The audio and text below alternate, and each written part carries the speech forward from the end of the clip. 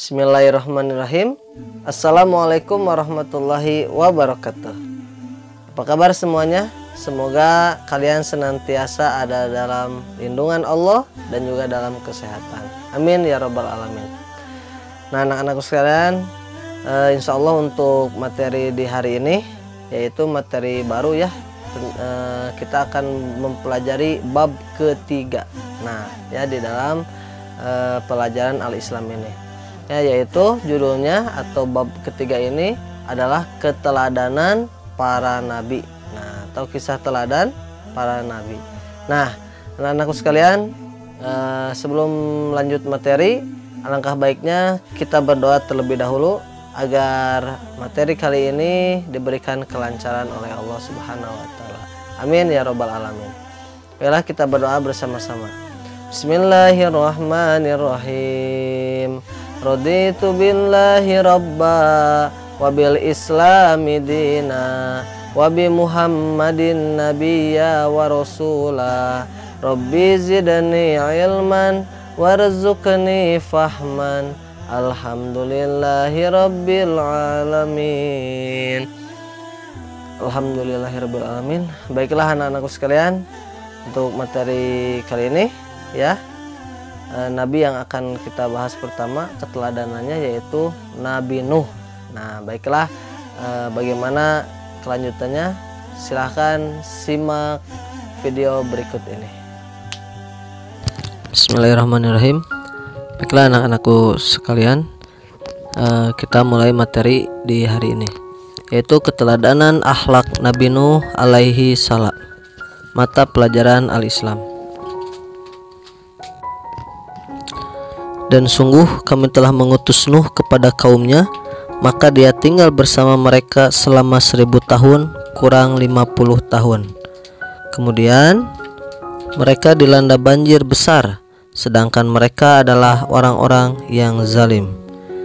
Surat Al-Ankabut ayat 14. Nah, anak-anakku sekalian, Nabi Nuh diutus oleh Allah kepada kaumnya selama 950 tahun. Dalam beberapa riwayat diterangkan saat diutus menjadi rasul, Nabi Nuh berusia kurang lebih 400 tahun. Semula di antara kaum Nabi Nuh terdapat 5 orang soleh. Mereka dikagumi oleh banyak orang karena kedermawanan dan perhatian mereka terhadap masyarakat. Mereka ialah yang pertama Wad, yang kedua Suwa, yang ketiga Yagus, yang keempat Ya'uk, yang kelima Nasr. Nah, setelah mereka meninggal dunia, banyak orang merasa kehilangan. Mereka bahkan banyak yang menangis dan terus berdoa untuk kelimanya. Saat itu setan mulai merasuk dan berusaha menyesatkan kaum Nabi Nuh. Setan berbisik kepada mereka untuk mengabadikan kelima tokoh itu. Caranya, mereka harus membuat patung dengan ukuran tubuh, wajah dan pakaian yang disesuaikan dengan kelimanya. Nah, ternyata setan berhasil membujuk kaum Nabi Nuh membuat patung. Kemudian setan membujuk mereka untuk memuliakan patung itu. Mereka mulai menyembahnya dan membawa sesajian. Nah, setelah hampir semua penduduk berbuat syirik kepada Allah, diutuslah Nabi Nuh kepada mereka. Beliau berusaha memberikan penjelasan bahwa kelakuan mereka dimurkai Allah. Bukannya mendengar dakwah Nabi Nuh, mereka malah menghina dan mengucilkannya. Menurut mereka, perbuatan mereka itu mengikuti adat orang tua dan nenek moyang. Mereka menganggap kemakmuran merupakan berkah dan pemberian dari patung mereka. Nabi Nuh tidak menyerah. Beliau terus berusaha berdakwah walaupun mereka mengabaikannya. Setelah lama berdakwah, pengikut sang Nabi hanyalah orang-orang miskin. Bahkan jumlahnya kurang dari 100 orang. Nah, akhirnya Nabi Nuh memiliki 4 orang anak ya, yang bernama Kan, Syam, Yafits, dan Kan'an. Dari keempat anaknya itu terdapat anak yang sangat menentang dakwah Nabi Nuh. Dialah Kan'an. Nah, istri Nabi Nuh pun ternyata berbuat syirik. Namanya yaitu Wafilah. Sumber lain menyebutkan namanya Namaha binti Zila. Nah ya, Tantangan dakwah Nabi Nuh ini semakin berat, yang menentangnya bahkan keluarganya sendiri. Nabi Nuh menyampaikan kepada Allah bahwa kaumnya menolak dakwahnya. Allah mulai mengazab kaum Nabi Nuh. Kemarau panjang tiba-tiba, lalu kebun-kebun mulai kering. Nah, binatang banyak yang mati kelaparan. Namun kaum Nabi Nuh bukannya sadar dan memohon ampun kepada Allah, mereka malah terus berbuat syirik dengan menyembah patung. Nabi Nuh kembali mengajak mereka menghentikan perbuatan itu. Ternyata di luar dugaan Nabi Nuh, mereka tetap menolak. Menurut mereka, bencana kekeringan justru disebabkan adanya Nabi Nuh. Bahkan Kan'an, anaknya sendiri, menentang sang ayah, yaitu dengan azab dari Allah. Kalau memang benar, Allah akan mengazab mereka. Jadi Kan'an ini malah menentang Nabi Nuh. Nah, sebenarnya kaum Nabi Nuh pernah bersedia mengikuti ajakan Nabi Nuh, namun ada syaratnya, kata mereka. Nabi Nuh harus meninggalkan para pengikutnya yang miskin. Mereka merasa malu jika harus bersama-sama dengan orang-orang miskin. Nabi Nuh tidak menerima syarat itu. Walaupun para pengikutnya miskin, tetapi mereka takut kepada Allah. Nah, melihat kekeras kepalaannya kaum Nabi Nuh ini, akhirnya Nabi Nuh kembali berdoa dan mengadu kepada Allah. Lalu Allah memberi petunjuk kepada Nabi Nuh dan pengikutnya untuk membuat perahu atau bahtera yang sangat besar. Mereka pun lalu membuatnya dari pepohonan yang mulai kering. Ternyata ukurannya pun sangat besar. Perahu ini dibuat di sebuah padang pasir. Namun ketika itu orang-orang kafir pada saat itu melihat apa yang sedang Nabi Nuh dan pengikutnya kerjakan. Nah, orang-orang musyrik ini menertawakan. Mereka menganggap Nabi Nuh itu sudah gila. Menurut mereka, Nabi Nuh gila karena bergaul dengan orang-orang miskin sambil tertawa. Dan juga Nabi Nuh dianggap gila. Tidak ada hujan, tidak ada banjir, namun membuat perahu yang begitu besar. Nah, menurut mereka, apakah engkau Nuh, katanya, akan menarik perahu itu dengan unta? Nah, membuat perahu kok di padang pasir, katanya. Nah, dan juga di atas gunung. Dan Nabi Nuh pun dianggap gila. Nah, Nabi Nuh dan pengikutnya tidak menghiraukan. Mereka terus berusaha menyelesaikan perahu. Sekarang kalian tertawa, tetapi kelak sebaliknya kalian akan menangis, ucap Nabi Nuh.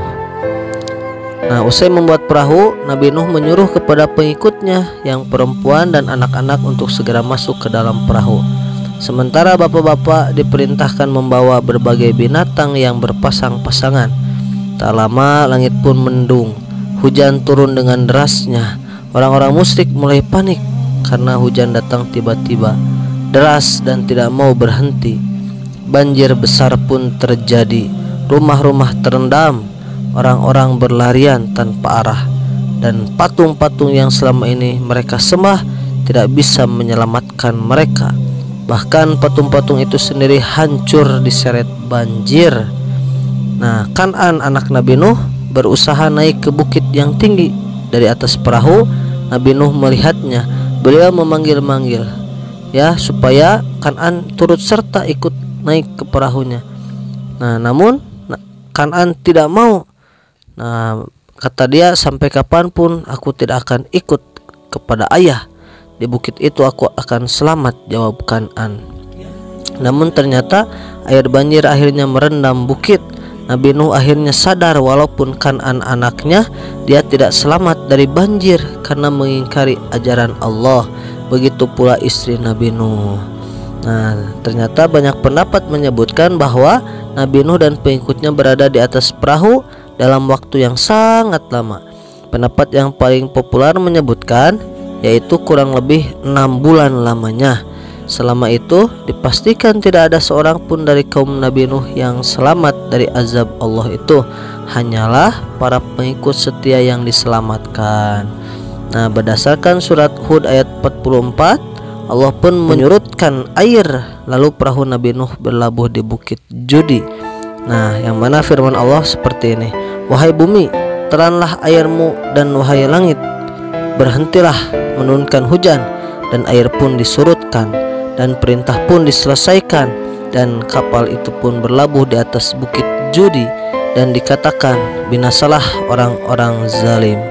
Nah, bukit Judi ini kurang lebih terletak di Armenia ya, sebelah selatan, berbatasan dengan Mesopotamia. Nah, ternyata inilah salah satu kisah Nabi Nuh ya. Siapapun yang menentang Allah dan menentang nabinya, maka Allah akan mengazabnya. Nauzubillahi min dzalik. Nah, dari kisah singkat perjalanan Nabi Nuh kita dapat mengambil banyak hikmah dan pelajaran ya. Di antaranya satu, yaitu kita berhati-hati dengan tipu daya setan. Kedua, hendaklah bersabar dalam melakukan kebaikan. Yang ketiga, berjuang keras mengajak orang-orang untuk beriman dan beramal soleh. Keempat, menghindarkan diri dari hal-hal yang dimurkai Allah. Yang kelima, tidak mudah putus asa berbuat baik walaupun banyak mendapat celaan dan hinaan. Dan yang keenam, yakin akan pertolongan dari Allah selama berada dalam kebaikan. Nah, itulah anak-anak untuk materi kali ini. Terima kasih. Nah, bagaimana anak-anak, sudah disimak dan dilihat videonya? Nah, itulah salah satu keteladanan Nabi Nuh. Nah ya, banyak keteladanan yang bisa kita contoh di dalam kehidupan sehari-hari ya. Nah, jadi yang namanya nabi itu Allah Subhanahu wa taala telah mengutusnya dan keadaan dimaksum. Nah, maksudnya gimana? Dijaga ya dirinya, dijaga dari perbuatan-perbuatan yang tidak baik ya. Nah, jadi perbedaan antara kita dan nabi itu adalah kalau nabi oleh Allah sudah dimaksum ya, dijaga perbuatannya, tingkah lakunya ya. Nah, jadi dan dibimbing oleh Allah ya kepada jalan yang lurus. Sedangkan kita ya manusia biasa seperti kita, sama Allah pun sama dibimbing ketika kita mendapatkan hidayah atau kita ketika memiliki kemauan untuk berbuat baik. Nah, itu salah satunya adalah dibimbing oleh Allah. Cuman nah ya, kalau kita masih besar ya hawa nafsunya. Nah, bagaimana cara mengendalikan hawa nafsu ini? Yaitu salah satunya dengan cara memperbanyak berzikir dan meminta perlindungan kepada Allah dari setiap godaan setan yang terkutuk ya. Nah, itu. Nah, jadi nabi pun sama seperti kita, manusia biasa ya. Cuman kalau nabi tadi ya sama Allah Subhanahu wa taala itu oleh Allah sudah dimaksum ya. Nah, dan juga nabi itu adalah pilihan Allah Subhanahu wa taala ya. Nah, itulah mungkin untuk materi kali ini tentang Nabi Nuh ya. Nah, anak-anakku sekalian, untuk selanjutnya kalian buka bukunya, buku Al-Islamnya ya. Kalian Bapak berikan tugas untuk hari ini, yaitu tugas di halaman 36 ya. Nah, silahkan kalian isi ya. Jangan lupa setelah selesai kalian dokumentasikan ya tugasnya. Oke, nah seperti itu. Bapak selalu berdoa semoga kalian senantiasa dijadikan anak yang soleh dan solehah. Amin ya rabbal alamin. Nah, itu saja barangkali untuk materi di hari ini. Semoga ada guna dan manfaatnya. Terima kasih banyak dan mohon maaf atas segala kekurangannya. Ya, terima kasih. Kita akhiri dengan doa kifaratul majlis ya. Bismillahirrahmanirrahim. Subhanaka Allahumma wa bihamdika asyhadu an la ilaha illa anta astaghfiruka wa atubu ilaik. Amin ya Allah ya rabbal alamin. Itu saja barangkali. Terima kasih banyak. Wabillahi taufik wal hidayah wa ridha wal inayah. Assalamualaikum warahmatullahi wabarakatuh.